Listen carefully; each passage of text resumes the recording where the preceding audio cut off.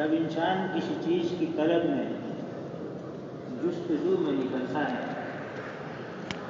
تو اللہ رب العزت کا یہ ضابطہ اور قانون ہے کہ اللہ اس کو عنایت فرما دیتے ہیں، اس کی محنت کو رائے گاہ نہیں کرتے۔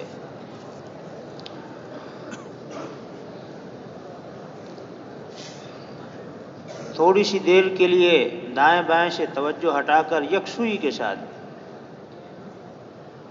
ہم اپنے مالک کا تذکرہ کرتے ہیں تاکہ وہ ہمارے دل میں آ جائے۔ میرا اور آپ کا اپنے رب سے رشتہ کیا ہے؟ یاد رکھیے گا، جب تک کسی چیز کا تعارف اور پہچان نہیں ہوتی تب تک اس کی بات ماننا بھی آسان نہیں ہوتا، اور تعارف ہو جانے کے بعد لمحوں میں نظام بدل جاتا ہے۔ میں ایک کتاب پڑھ رہا تھا تحریک آزادی پر، اس میں ایک عجیب واقعہ میں نے پڑھا کہ دلی سے ایک قافلہ چلا اور وہ ایک ہی خاندان کے سینکڑوں افراد تھے۔ چلتے چلاتے ہجرت کے سفر میں کچھ شہید ہو گئے، تو آخر منزل تک جب پہنچے تو سینکڑوں لوگوں میں سے 2 معصوم بچوں کے سوا کوئی نہیں بچا۔ وہ ایک چھوٹا سا بھائی اپنی معصوم سی بہن کی انگلی پکڑے ہوئے جب اسٹیشن پر اترا تو انسانیت کے ہجوم میں، انسانوں کے سمندر میں آپس میں جدا ہو گئے۔ پروردگار عالم کا کرنا کچھ ایسے ہوا کہ بہن کو ایک بے اولاد جوڑے نے اٹھایا اور انہوں نے اپنی بیٹی بنا لیا، اس کی شادی ہو گئی اونچے خاندان کے اندر، اور بھائی اپنی زندگی کے ایام مزدوری کر کے کبھی ہوٹلوں پر برتن دھو کر کبھی کہیں گزارتا رہا۔ بہرحال وقت کے جو تھپیڑے ہیں یہ انسان کی جان نکال دیتے ہیں۔ وہ جو اس کی رگوں میں گرم خون دوڑتا تھا، وہ جو اس کی ہڈیوں میں جان تھی، آخر ایک دن وہ گرم خون سرد پڑ گیا اور ہڈیوں کی جان نکل گئی۔ تو ہوٹل کے مالک نے دھکے دے کر نکال دیا، اب تو میرے کام کا نہیں رہا۔ یہ انسانوں کا ضابطہ ہے، یہ اپنے مطلب تک رہتے ہیں، اور مالک وہ ہر وقت انسان کو سنبھالتا ہے۔ تو آہیں بھرتا ہوا باہر نکلا اور اللہ سے کہنے لگا، پروردگار میں تو تیرا بندہ ہوں، میں آج بھی تجھ سے راضی ہوں، میرا کیا گلہ شکوہ بنتا ہے تجھ سے؟ مخلوق کا خالق سے واقعتاً کوئی گلہ شکوہ بنتا ہی نہیں ہے۔ تو اچانک نگاہ پڑی ایک اونچی عمارت پر، تو دل میں خیال آیا ان کے دروازے پر دستک دیتا ہوں اور ان سے عرض کرتا ہوں کہ مجھے ایک چارپائی اپنے دروازے پر ڈال کر دے دو، جو تمہارا کام کاج ہوگا وہ کر دیا کروں گا، بس اتنا کر لینا کہ جب مر جاؤں تو غسل دے کر کفن دے کر دفن کر دینا، اور کوئی اجرت نہیں ہے۔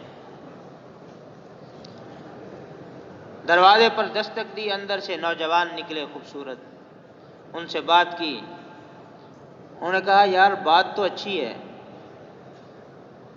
چارپائی ڈال کے دے دیتے ہیں، والدہ کے کام کاج بھی کر دیا کرے گا، اور اجرت بھی اتنی زیادہ نہیں مانگ رہا۔ اللہ کا دستور ہے جب انسان کو عمر اللہ زیادہ دیتے ہیں تو پھر واپسی کی طرف پلٹ جاتا ہے۔ وَمَن نُعَمِّرْهُ نُنَكِّسْهُ فِي الْخَلْقِ۔ کل الٹ پلٹ باتیں کرتا تھا تو باپ خوش ہوتا تھا، اور آج جب الٹ پلٹ باتیں کرتا ہے تو بیٹا ناراض ہوتا ہے۔ حالانکہ کل بھی عقل کی صلاحیت اتنی تھی جتنی آج ہے،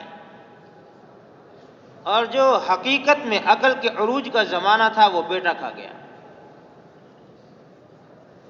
تو بچے کوئی کام کہتے تو آدھا کر رہتے آدھا بھول جاتے، آخر وہ نوجوان بھی ناراض ہو گئے۔ انہوں نے بھی ایک دن چارپائی کھینچ لی اور بابا جی کو دھکے دے دیے۔ تو پھر آ بھری پروردگار جب میں گھر سے چلا تھا تو فلاں تھا فلاں تھا فلاں تھا، اور آخر جب میں یہاں پہنچا تو اس نام کی بہن تھی وہ بھی مجھ سے جدا ہو گئی، اور جو بچی کا نام لیا تو دروازے کے پیچھے کھڑی ہوئی خاتون نام سن رہی تھی، وہ بے ہوش ہو کر گر گئی۔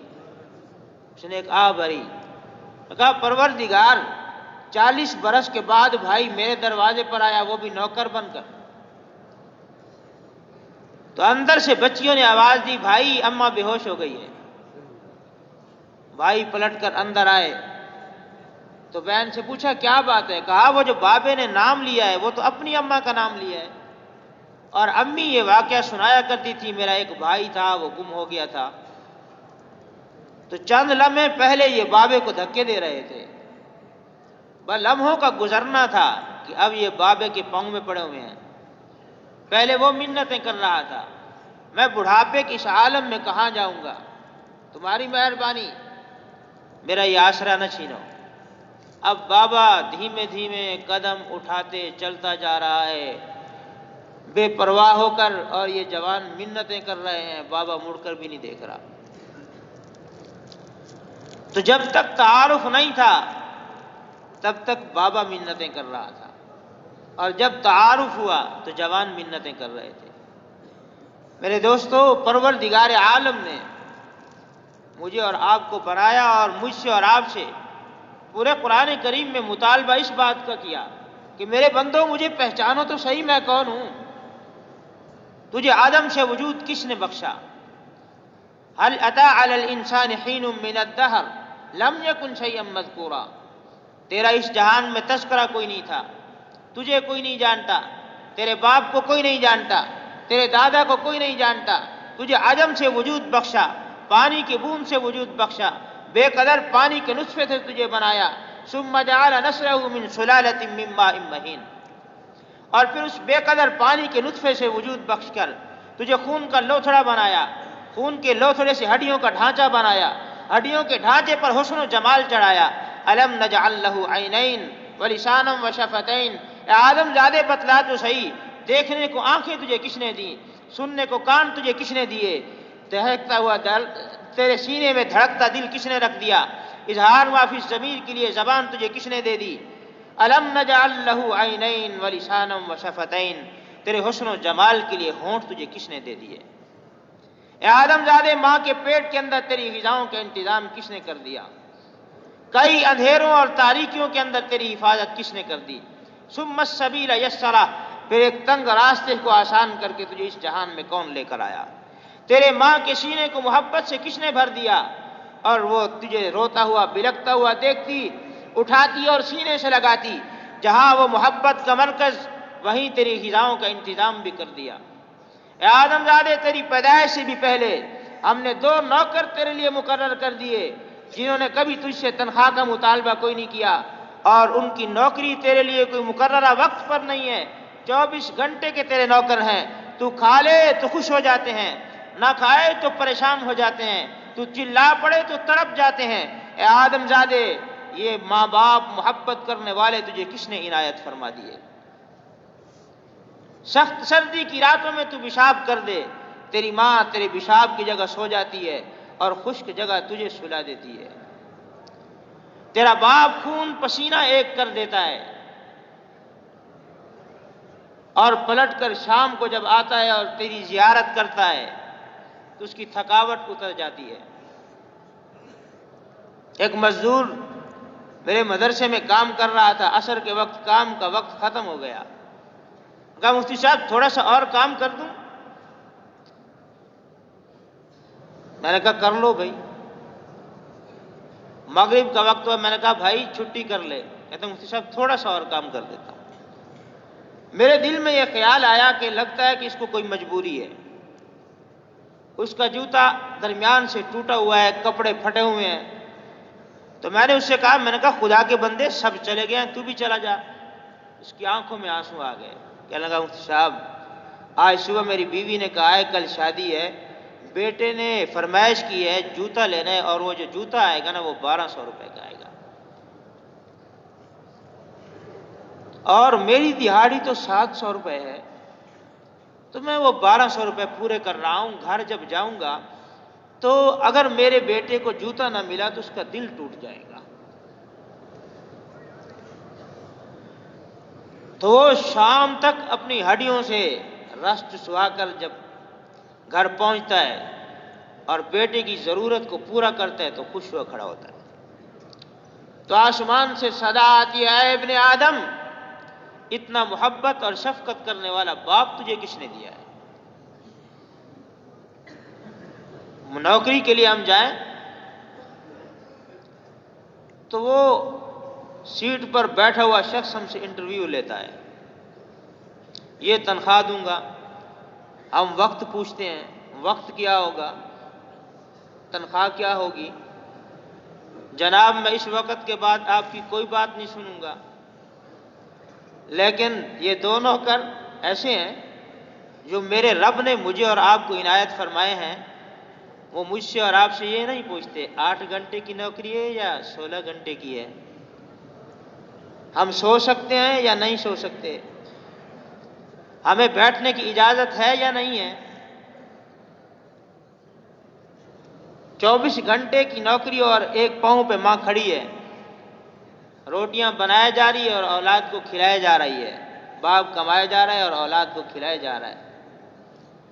پروردگار عالم ارشاد فرماتے ہیں وما قدر اللہ حق قدری، اور میرے بندے بتا تو صحیح تو نے اپنے رب کی کتنی ایک قدر کر لی، کتنے ایک مرتبے کو پہچان لیا۔ وفی انفسکم افلا تبصرون، کیا تو اپنی ذات کے اندر خدا کو تلاش نہیں کرتا؟ بل الانسان علی نفسہ بصیرہ، جب تو اپنے من کے اندر اپنے رب کو تلاش کرنا شروع کرے گا وہ تجھے مل جائے گا۔ وفی کل شیء لہ آیۃ تدل علی انہ واحد، کائنات کی ہر چیز میں نشانی ہے کہ وہ تنہا ہے، یکتا ہے۔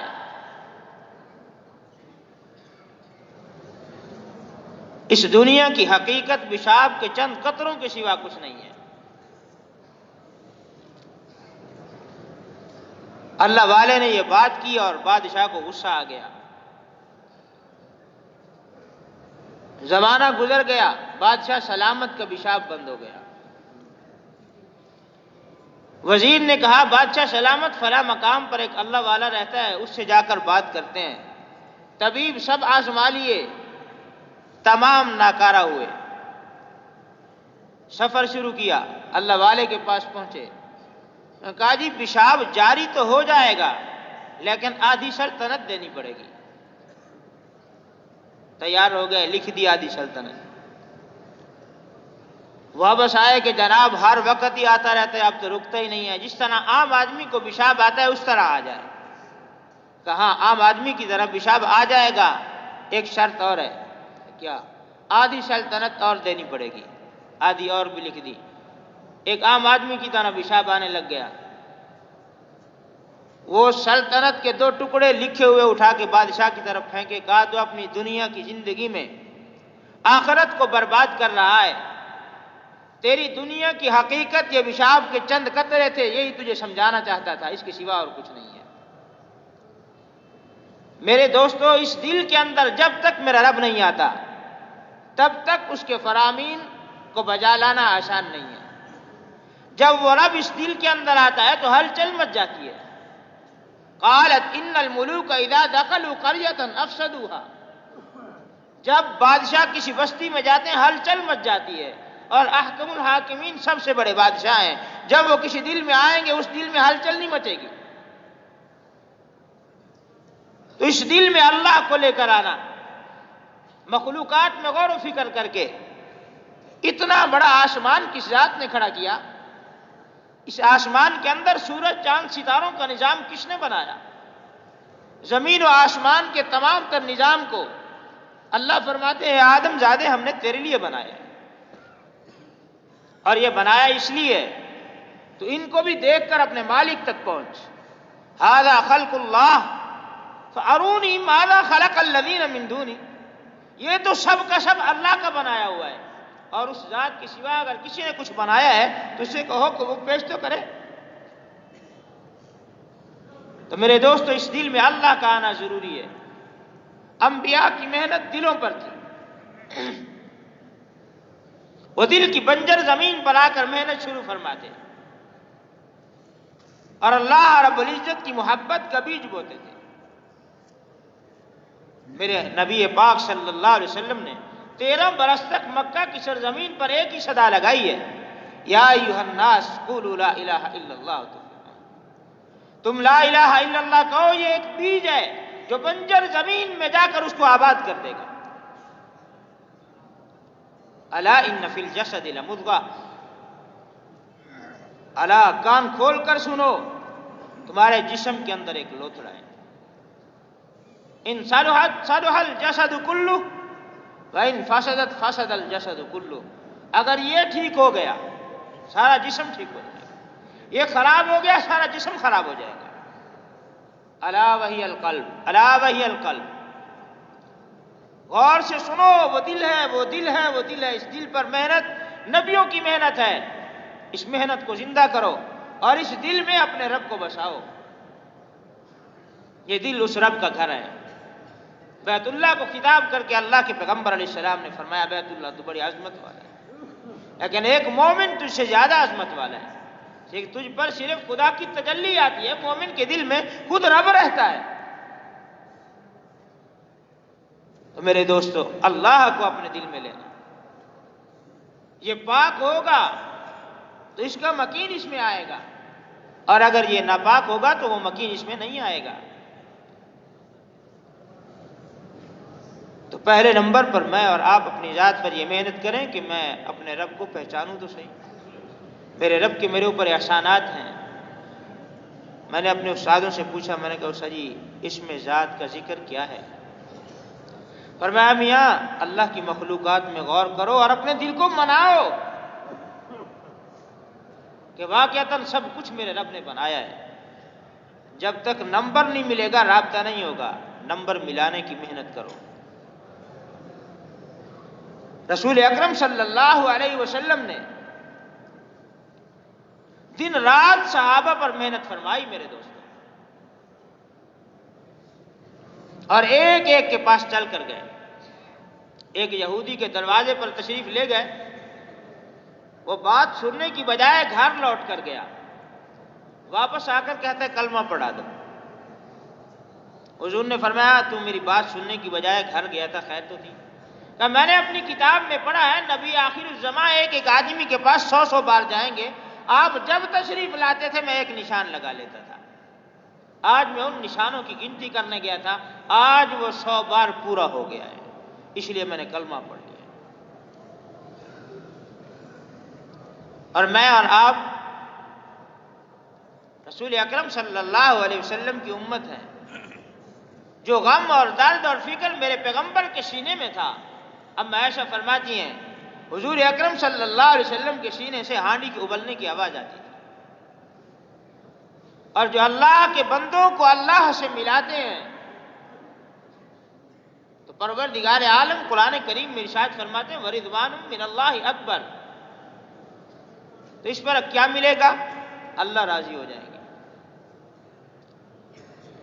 تفسیر میں ہمارے استادوں نے ایک بات پڑھائی کہ ایک بادشاہ بیچارے کو مچھلی پسند آ گئی اور اس کی بیوی کو بھی پسند تھی، اس نے دل میں سوچا کہ آج مچھلی خرید کر جاؤں گا تو واہ واہ ہو جائے گی اور بیوی خوش ہو جائے گی۔ مچھیرے سے اس نے پوچھا کہ جناب کیا قیمت ہے اس کی؟ کہا بادشاہ سلامت، آپ کمال کرتے ہیں، آپ بادشاہ ہیں، جو دے دیں گے ہم رکھ لیں گے۔ اب بادشاہ نے وزیر کی طرف دیکھا تو وزیر نے 10,000 کا اشارہ کیا، اور مچھلی 10 روپے کی، اور مچھیرا 10,000 لے گیا۔ اب یہ مچھلی لے کے گھر پہنچا، پہلے تو بیوی خوش ہوئی، بسا اوقات عورتوں کی عادت ہوتی ہے، وہ کہتی ہیں کہ مردوں کو خریداری نہیں آتی، تو فوراً بیوی نے پوچھا کتنے کی لائے؟ کہا 10,000 کی۔ کہا میں نہیں کھاتی، واپس دے گا۔ 10,000 کی مچھلی مہنگی ہے، خود 2,000 کی چیز لے آئیں گی 1,000 والی تو کہیں گے ہم سستی خرید کے لائیں گے، اور مرد 1,000 والی 500 کی لائے گا تو کہتے ہیں نہیں آپ کو تو خریداری نہیں آتی۔ تو بہرحال اب وہ سوچ رہے ہیں کہ واپس کرتا ہوں تو میری بے عزتی ہے. بادشاہ اور اس کی بیوی دونوں آپس میں مشورہ کر رہے ہیں کریں کیا. اب وہ بادشاہ کی بیوی اس کو ٹیوشن پڑھا رہی ہے. اللہ کا شکر ہے مدارس میں ٹیوشن نہیں ہے. ہم جو پڑھتے ہیں اپنے استادوں سے پڑھتے ہیں. ٹیوشن والوں کا بیچاروں کا نظام ہوتا ہے ایسے ہے. تو ٹیوشن پڑھ کے آ رہا ہے. اس نے بادشاہ کو کہا کہ تو نے جا کر یہ پوچھنا ہے کہ یہ مچھلی نر تھا یا مادہ تھی. اگر مچھیرا کہے نر ہے تو نے کہنا ہے کہ ہم نے تو مادہ لینی تھی، اور اگر وہ کہے مادہ ہے تو نے کہنا ہم تو نر لینا چاہتے تھے. تو بہرحال مچھلی واپس ہو جائے گی. بادشاہ سلامت تشریف لائے اور مچھیرے نے دیکھا کہ ہاتھ میں مچھلی ہے، یہ واپسی کرنا چاہتا ہے. اور بیچارہ سوچنے لگا مدت کے بعد اتنی بڑی رقم آئی ہے، واپس نہیں جانی چاہیے. تو بادشاہ نے بڑے روب داب سے کہا یہ مچھلی نر ہے یا مادہ؟ بادشاہ سلامت آپ کمال کرتے ہیں، یہ نہ نر ہے نہ مادہ، یہ ہجڑا ہے. کہا یہ کمال ہے یار. وزیر نے کہا جی اب تو اس کا انعام حق بنتا ہے، انعام دینا چاہیے اس کو. اس نے اشارہ کیا بھائی 10,000 اور دو اس کو. 10,000 اور لے گیا. مچھیرا گھر کی طرف جا رہا ہے اور بادشاہ اپنے گھر کی طرف. بیوی نے پھر دیکھا، پھر ناراض ہوئی. کہا تجھے جو کہا تھا. کہا اس نے بات ہی ایسی کر دی ہے اور انعام دینا پڑا ہے. کہا اچھا. پھر بیٹھ کے سوچتے رہے. آخر بادشاہ نے کہا کہ ہاں وہ جو میں نے اس کو پیسے دیے نا، اس میں 1 درہم جو تھا نا وہ نیچے گرا ہے، تو وہ اس کے پیچھے بھاگ رہا تھا. بیوی نے کہا واہ یہی تو کام کی بات ہے. تو جا اس کو کہے کہ بخیل آدمی 20,000 تیرے پاس تھا، 1 درہم کے پیچھے تو بھاگ رہا تھا. ہم اگر بخیلوں کا مال کھائیں گے تو ہماری عوام کا کیا بنے گا؟ بادشاہ بخیل بن جائے گا. اب بادشاہ سلامت تشریف لائے، انہوں نے یہی ٹیوشن سنائی. مچھیرا بھی ماشاءاللہ ہوشیار تھا.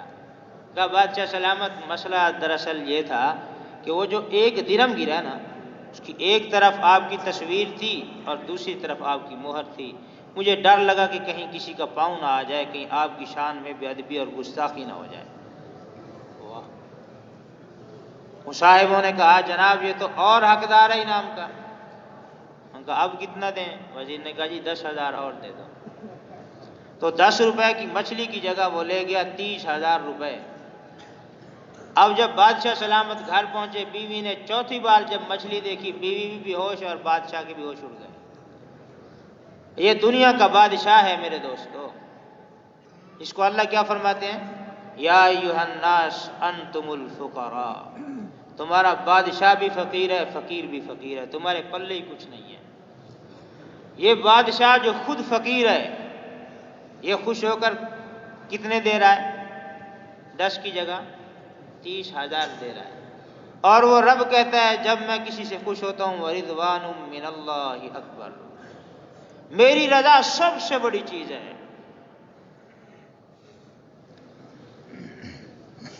جوان تھے ہم، تشکیل ہماری بزرگوں نے فرمائی، خیر المدارس کے طلباء تھے، تو پیپر پر انہوں نے لکھا اہم مقام. تو ہم خوش ہو گئے کہ زبردست جگہ بھیجا ہوگا. ہم رات کو 3 بجے پہنچے. اہل علاقہ ماشاءاللہ پٹھان حضرات تھے، انہوں نے ہمارا بڑا اکرام کیا. میں نے کہا یار سنا تھا بڑا اکرام کرتے ہیں، تو راتوں کو جگا کے کھلاتے ہیں. ہم نے کھانا پینا کیا، پھر بستر لگا کے سونے لگے. انہوں نے کہا بھائی صاحب کیا کرنے لگے ہیں؟ میں نے کہا ابھی 2-3 گھنٹہ باقی ہے سوتا. کہا نہیں، سفر لمبا ہے آپ کا، بسترے باندھو اور سفر شروع کرو. چل پڑے. 3 گھنٹے چلنے کے بعد ایک مقام پر ہم نے فجر کی نماز پڑھی، اور ہمارا جو راہبر تھا کہ وہ سامنے پہاڑ کھڑا ہے، بس یہاں آپ نے جانا ہے. وہ سامنے پہاڑ، وہ جو سامنے پہاڑ تھا، وہ ظہر کی نماز تیمم سے پڑھی، عصر کی تیمم سے پڑھی، مغرب کی تیمم سے پڑھی، عشاء کی نماز پڑھ لی تھی. تو پھر ایک چراغ جلتا نظر آیا. تو وہاں پہنچے، صورتحال کچھ عجیب تھی میرے دوستوں. سونا چاہتے ہیں تو درد سونے نہیں دیتا. اور تھکن ایسی ہے کہ جی چاہتا ہے کہ زبردستی کوئی جس طرح تالا لگتا ہے اسے تالا لگا کے سلا دیا جائے۔ رسول اکرم صلی اللہ علیہ وسلم کی کچھ ساتھیوں کو زیارت ہوئی۔ ایک ساتھی بالکل ان پڑھ تھا ہمارے ساتھ، تو وہ نیند میں زور زور سے کہہ رہا ہاں ہاں میں عمر ہوں عمر ہوں عمر ہوں۔ میں نے اس کو اٹھایا، میں نے کہا کیا بات ہے عمر؟ کہنے لگا وہ بڑا سارا تخت لگا ہوا تھا، اس پہ جو سامنے سامنے بیٹھے تھے وہ ہمارے نبی تھے نا، اور اس پر جو کھانا کھلا رہے تھے وہ دونوں کہہ رہے تھے، ایک کہتا تھا میں ابو بکر ہوں، دوسرا کہتا ہے میں عمر ہوں۔ میرے دوستو، اللہ رب العزت کی ذات عالی کو اپنے بندوں کا تعارف کرانا بہت پسند ہے، اور اللہ کا نظام اور ضابطہ ہے کہ جہاں جان جاتی نظر آتی ہے وہاں اللہ خود آ جاتے ہیں، جاتی نہیں ہے۔ ابراہیم علیہ السلام جا رہے ہیں آگ کی طرف، اور جبریل امین چھٹی لے کر آئے، اجازت لے کر، اے پروردگار تیرا خلیل آگ میں جا رہا ہے، اگر اجازت ہو تو میں جا کر بچا لوں؟ ہاں ہاں تیرا جی چلا جا۔ آگے تو اس موقع پر تو انسان غنیمت سمجھتا ہے مددگار کو، مگر قربان جائیں ابراہیم علیہ السلام پر، فرمایا اجازت لے کر آئے یا اللہ نے خود بھیجا ہے؟ یہ کیسا سوال کر دیا؟ کہا اجازت لے کر آیا ہوں۔ فرمایا اما الیکم فلا، تو جا اپنا کام کر، میرا رب میرے ساتھ ہے، میرا معاملہ اپنے مالک کے ساتھ ہے۔ تو براہ راست پروردگار عالم نے میرے دوستو آرڈر جاری فرمایا، یا نار کونی بردم و سلاما علی ابراہیم، اے آگ ٹھنڈی ہو جا، سلامتی والی ہو جا۔ وہ ابراہیم علیہ السلام کی رسیاں تو کٹ گئیں، بال کوئی نہیں جلا۔ رسول اکرم صلی اللہ علیہ وسلم رات کی تاریکی میں گلیوں میں نکلے اور ایک غلام کرا رہا تھا۔ آپ نے اس غلام کا حال پوچھا تو وہ غلام ذرا ناراضگی کا اظہار کرتے ہوئے بس بس بنو ہاشم ایسے ہی ہیں، غلاموں کا مذاق اڑاتے ہیں، ٹھیک نہیں ہے میری طبیعت۔ میرے نبی گھر تشریف لے گئے، دودھ کا پیالہ لیا، اس میں شہد ڈالا، واپس آئے اور اس غلام کو کہا یہاں سر رکھ۔ اسے دودھ پلا کر سلا دیا تو فوراً وہ غلام پھر اٹھ بیٹھا۔ میرے آقا نے تو مجھے کہا تھا کہ جناب آپ نے آٹا پیسنا ہے، صبح تک آٹا نہ پیسا تو میرا آقا مارے گا مجھے۔ اس نے فرمایا تو سو جا، تیرا آٹا میں پیس دیتا ہوں۔ حضور علیہ السلام اسے سلا کر آٹا پیس رہے ہیں۔ آقا نے صبح دیکھا کہ آٹا بھی پیسا ہوا ہے اور بلال بھی ٹھیک ہے، یہ کیسے ہو گیا؟ تو بلال بطحا کی وادی میں بکریاں چرا رہے تھے۔ حضور صلی اللہ علیہ وسلم کی ذات اقدس پر نگاہ پڑی، فرمایا اللہ کے حبیب آپ نبی ہیں، یہ چہرہ جھوٹا نہیں ہو سکتا۔ پھر بلال کو مار کھانے میں لذت آتی تھی، تو کافر تھک جاتے تھے مار مار کر، بلال مار کھاتے کھاتے نہیں تھکتا تھا۔ بلال کہتے تھے اللہ احد اللہ احد اللہ احد، وہ اللہ یکتا ہے تنہا ہے، میں کئی کیسے بنا لوں؟ اے بلال تو کہتا ہے وہ یکتا ہے تنہا ہے، وہ تجھے دیکھتا ہے، وہ تجھے بچاتا کیوں نہیں؟ کہا وہ مجھے ابھی آزما رہا ہے، بلال میری محبت میں کچا ہے یا پکا؟ میرے دوستو، اللہ کی محبت میں پکے ہو کر اپنے پیغمبر کی اتباع میں نکلیں۔ رسول اکرم صلی اللہ علیہ وسلم پر جب اللہ نے یہ وحی نازل فرمائی وَأَنذِرْ عَشِيرَتَكَ الْأَقْرَبِينَ، اب اپنے قریبیوں کو ڈرائیے، پھر آپ بیٹھے نہیں۔ آپ نے نہ دن دیکھا نہ رات دیکھی، نہ صبح نہ شام دیکھی، دنوں پہ دن گزرتے گئے، ہفتوں پہ ہفتے گزرتے گئے، مہینوں پہ مہینے گزرتے گئے، سالوں پہ سال گزرتے گئے، اور میرے پیغمبر نے یہ اعلان کر دیا خدیجہ بستر کو لپیٹ دے، آرام کے دن ختم ہو گئے۔ کبھی فاران کی چوٹیوں پر، کبھی بازار عکاظ میں، کبھی طائف کی وادیوں میں، کبھی مکہ کی گلیوں میں، کبھی شعب ابی طالب میں، کبھی مکہ کے اندر، کبھی حرم کے اندر، کبھی درختوں پر میرے پیغمبر کے ساتھیوں کو لٹکایا جا رہا ہے، کبھی پیغمبر علیہ السلام کو جلا وطن کیا جا رہا ہے، کبھی پیغمبر علیہ السلام کی بیٹیوں کو طلاقیں دی جا رہی ہیں، کبھی پیغمبر علیہ السلام پر اوجری لا کے ڈالی جا رہی ہے، کبھی میرے پیغمبر کے راستے میں کانٹے بچھائے جا رہے ہیں، کبھی میرے پیغمبر کے ساتھیوں کو جلا وطن کر دیا گیا، کبھی تڑپتے ہوئے تیل کے کڑھاؤں میں ڈال دیا گیا، کبھی پیغمبر علیہ الصلوۃ والسلام کو وطن سے نکلنے پر مجبور کر دیا گیا، مگر یہ تمام کے تمام حالات میرے پیغمبر کے پاؤں میں ذرہ برابر بھی لغزش پیدا نہ کر سکے۔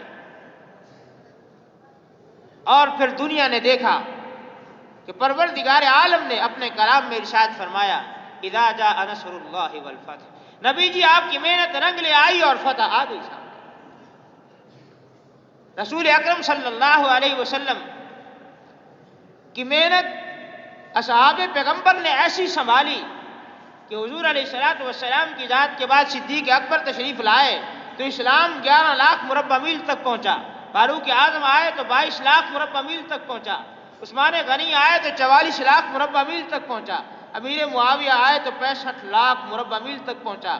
حضرت امیر معاویہ نے 65 ہجری میں اعلان کیا اے اصحاب پیغمبر تمہاری سواریوں کے جس طرف رخ ہے نکل جاؤ، ایسا نہ ہو کل امت محمد یہ کہے کہ حضور کے صحابہ نے دین ہم تک پہنچایا نہیں ہے۔ وہ ایسے نکلے پلٹ کر واپس نہیں گئے۔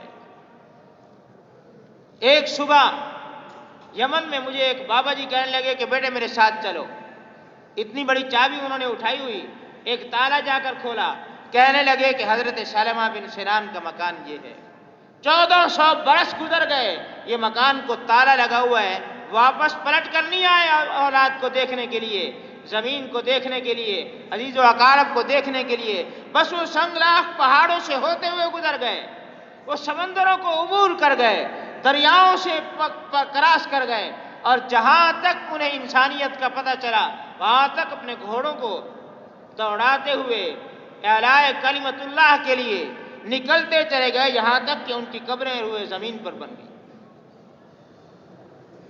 حضرت قبیصہ رضی اللہ تعالیٰ عنہ کے علاقے میں ہم پہنچے تو ایک صاحب نے ارشاد فرمایا کہ جب آپ یہاں سے نکلے 70 برس سے اوپر کی عمر تھی۔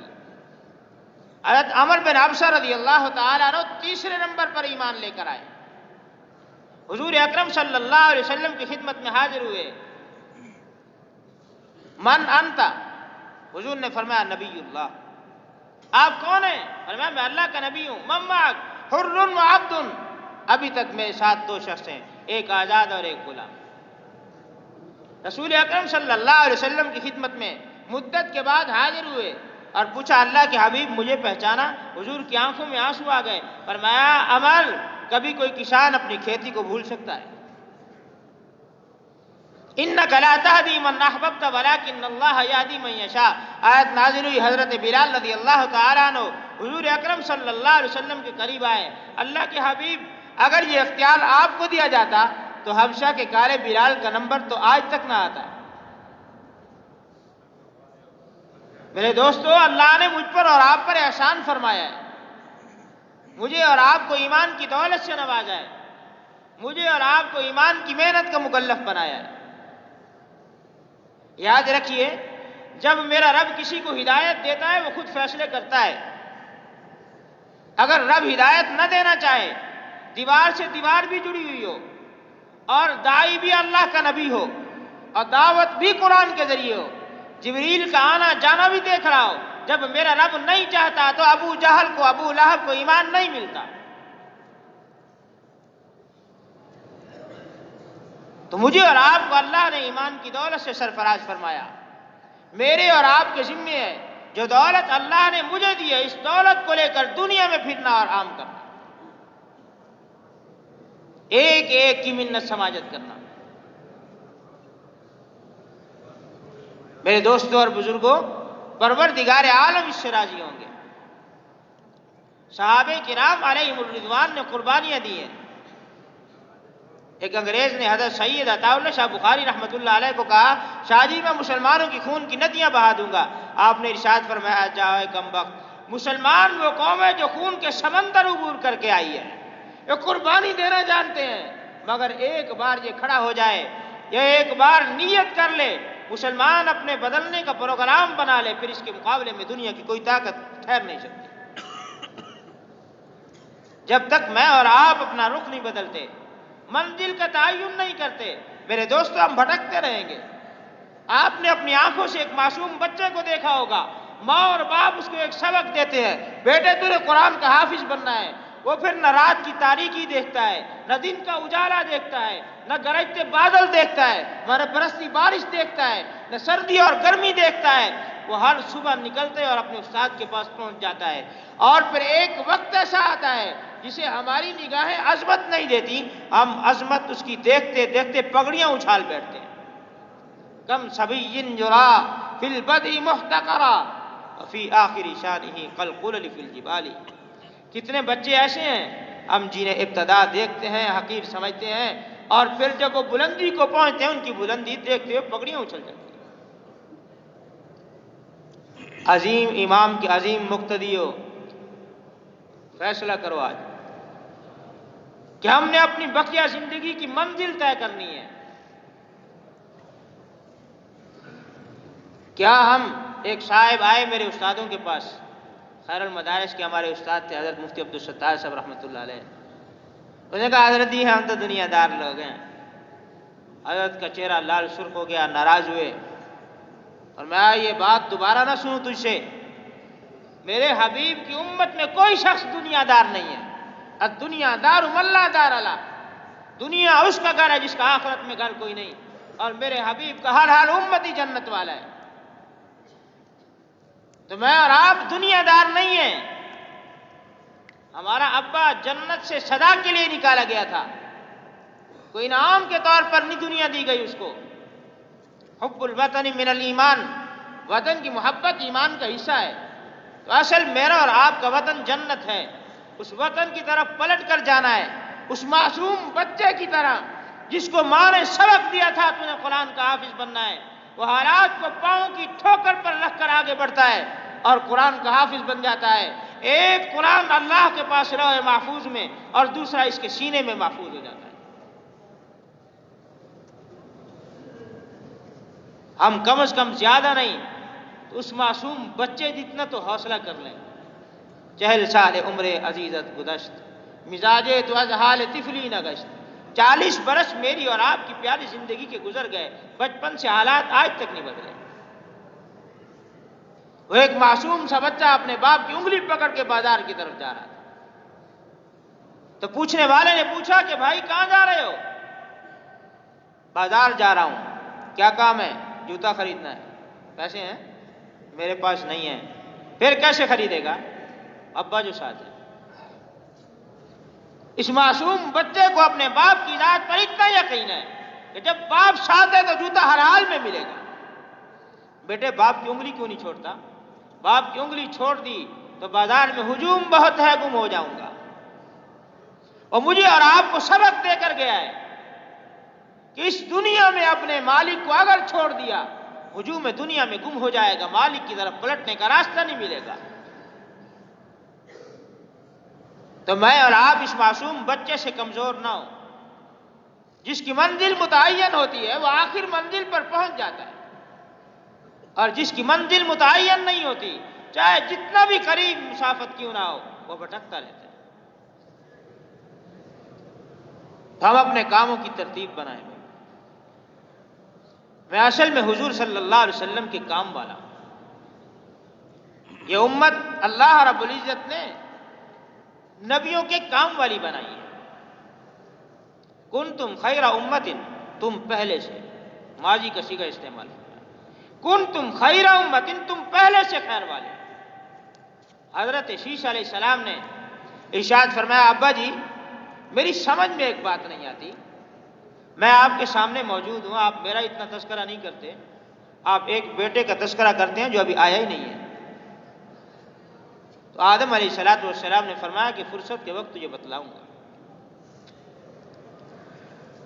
وقت آیا تو فرمایا کہ اے بیٹے، جب مجھ سے خطا ہوئی تو پروردگار عالم نے مجھے اپنے گھر سے نکال دیا، لباس اتار لیا، بیوی سے جدا کر دیا، اور توبہ کے لیے وقت مقرر کیا۔ یاد رکھنا یہ جو میرا بیٹا ہے نا، اس کی بات نہیں بیان کر رہا، اس کی امت کی بات بیان کرتا ہوں. جب ان سے خطا ہوگی اللہ ان کے لباس کو نہیں اتارے گا، گھر سے نہیں نکالے گا، بیوی سے جدا نہیں کرے گا، توبہ کے لیے مقرر وقت نہیں دے گا. اللہ کہے گا دل ہی دل میں ندامت کے آنسو بہا دو، میں تم سے راضی ہوں. یہ پہلے سے اس امت کے تذکرے چلے آ رہے ہیں. کنتم خیر امت اخرجت للناس. تمہارے خیر ہونے کی وجہ کیا ہے؟ تمہاری زندگی کا مطمع نظر اپنی ذات نہیں ہے، تم دوسروں کے لیے جینا سیکھ جائے ہو. تأمرون بالمعروف وتنہون عن المنکر. امر بالمعروف اور نہی عن المنکر تمہاری زندگی کا خاصہ لازم ہے. اس کام کی وجہ سے تمہیں خیر امت کہا ہے. تو جس کام کی وجہ سے مجھے اور آپ کو منصب ملا ہے، اس کام کو اگر نہ کیا جائے تو میرے دوستو، منصب کو انسان اس وقت تک اپنے ہاتھ میں رکھتا ہے جب تک کام کرتا رہے گا. ہم ایک آدمی کو ایم پی اے بناتے ہیں، وہ ہمارے کام کاج کرے تو اگلی دفعہ بن جائے گا، اور اگر نہیں کرتا تو اگلی دفعہ اس منصب سے ہاتھ دھو بیٹھے گا. تو حضرت فاروق اعظم رضی اللہ تعالیٰ عنہ ارشاد فرماتے ہیں کنتم خیر امت میں وہ لوگ داخل ہیں جو اس کام کو کریں گے. نہ کرنے والے خوش نہ ہو کہ کام نہیں کریں گے پھر بھی خیر امت میں داخل ہیں. اس لیے میرے دوستوں اور بزرگوں، میں نے اور آپ نے منزل کا تعین کرنا ہے کہ ہم نے اپنی بقیہ زندگی کرنا کیا ہے. اصحاب پیغمبر تو جانے دے گئے، پلٹ کر واپس کوئی نہیں دیکھا. تجارت ان کی بھی تھی، زراعت ان کی بھی تھی، اولاد ان کی بھی تھی، عزیز و اقارب ان کے بھی تھے، رشتہ دار ان کے بھی تھے، لیکن پلٹ کر واپس نہیں دیکھا. ان کے نزدیک سب سے عام ترین چیز رسول اکرم صلی اللہ علیہ وسلم کے لائے ہوئے دین کو دنیا میں عام کرنا تھا. میں اور آپ اس بات کا یقین رکھتے ہیں، کہتے ہیں جی فلاں شخص ترقی کر گیا اس لیے کہ اس کے ساتھ اس کے ابا جی کی دعا ہے. باقی مجمع کہتے ہیں ہاں باپ کی دعا اللہ کے عرش پر بغیر واسطے کے جاتی ہے، بالکل قبول ہے. اور جی فلاں آدمی ترقی کر گیا اس کے ساتھ استاد کی دعا ہے، تو اسے کہتے ہیں بالکل جی بالکل، استاد تو روحانی باپ ہوتا ہے، اس کی دعا قبول ہوتی ہے. اور جی اس کے ساتھ اماں کی دعا ہے. اور ان تمام ہستیوں میں سب سے بڑی ہستی حضرت محمد عربی صلی اللہ علیہ وسلم کی ذات ہے. حضور فرماتے ہیں نذر اللہ امرأ من سمع مقالتی. اے اللہ جو میری بات کو سنے، محفوظ کرے اور آگے میری امت تک پہنچائے، اے اللہ اس کو خوش و خرم رکھ. اے اللہ اس کے چہرے کو تر و تازہ رکھ. جب میرے پیغمبر کی دعا کسی کو ملے گی تو بتلائیے کیا اس دعا کی قبولیت میں کوئی شک ہے؟ جی وہ کہتے ہیں زمین بدلے زماں بدلے، زمانے کی ہوا بدلے، ظفر یہ ہو نہیں سکتا کہ محمد کا فرما بدلے. تو حضور صلی اللہ علیہ وسلم کی دعا مل جائے اور پھر دنیا کے غم اور پریشانیاں رہیں، یہ نہیں ہو سکتا. حضور کی دعا لینے کے لیے کون کون تیار ہے؟ جی جو حضور علیہ السلام کی دعا لینے کے لیے تیار ہے میرے دوستو، وہ ہمت کرے، آگے بڑھے، نقد راہ خداوندی میں نکل کر اللہ کے پیغام کو اللہ کی مخلوق تک عام کرے. بھائی اللہ جزا خیر دیر کرسان کی توجہ سره او بیان او د لک صاحب کی وضاحت کرزی بیان شي اندر کرزی پورا شي ناس کو فکر اور فکر اور وہ پورا اجر کو ملاوي شي.